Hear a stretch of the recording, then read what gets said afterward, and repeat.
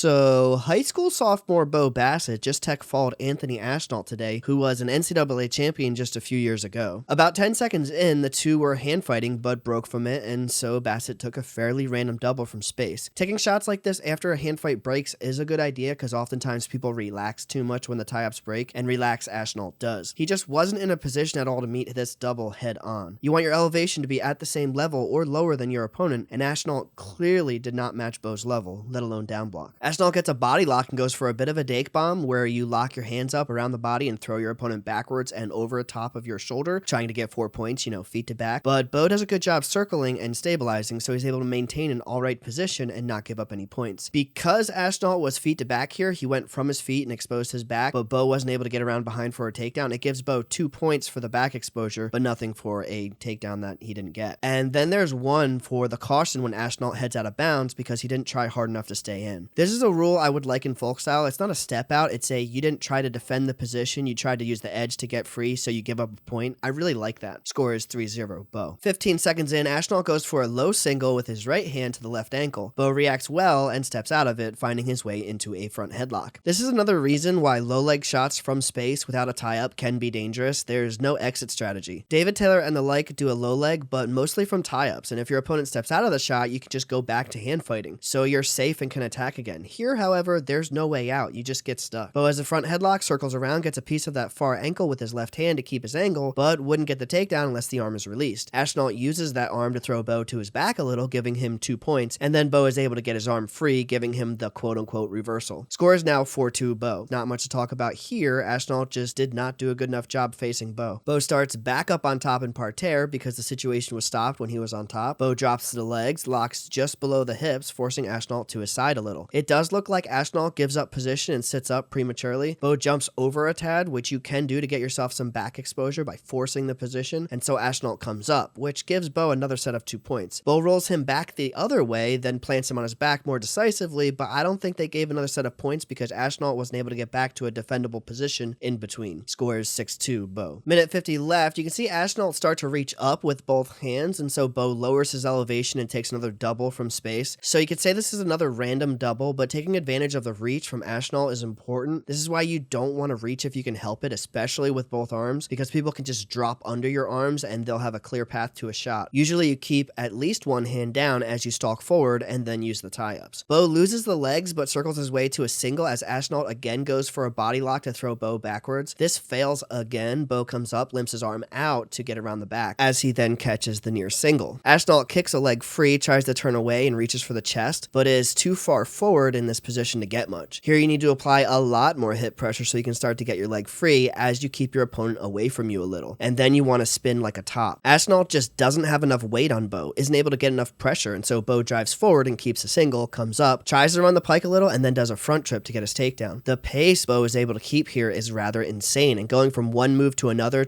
this is what wins these kind of battles. Bo, like Mitch Messenbrink, just does not stop and finds his way to good positions time and time again. So that pace, coupled with the change of direction of running the pike and then tripping, is super difficult to do much about. Score is 8-2 Bo. Almost a minute left. Bo is caught reaching this time, and so Ashnault drops to his own random double, except he honestly looks tired at this point, isn't able to get too far with it. Bo is starting to slow down, sure, but Ashnault looks like he's dragging through mud. Bo snaps, his right arm disappears and hooks behind Ashnault's left, and scoots around behind for the easy takedown 10-2. Ashnault needed to get control of that arm like he did before, but he just didn't have a grip this time. Ashnault stays on his base, which is weird. Usually in freestyle you go flat to not get turned as easily. This makes it super easy for Bo to get locked hands around the arm for a trapped arm gut. Bo pulls pressure to the left, which exposes Ashnault's right hip and allows Bo to hook his right leg under and in. Bo then pulls to the right and rolls Ashnault across his back for the 12-2 tech fall. Pulling pressure to one side, then jumping for the other side is a good way of getting a gut wrench. You use your opponent's pressure against them to either get the gut outright or to get the leg in to make it easier afterwards. So 12-2 tech fall for Bo Bassett, a high school sophomore, super impressive regardless of how he does in the finals.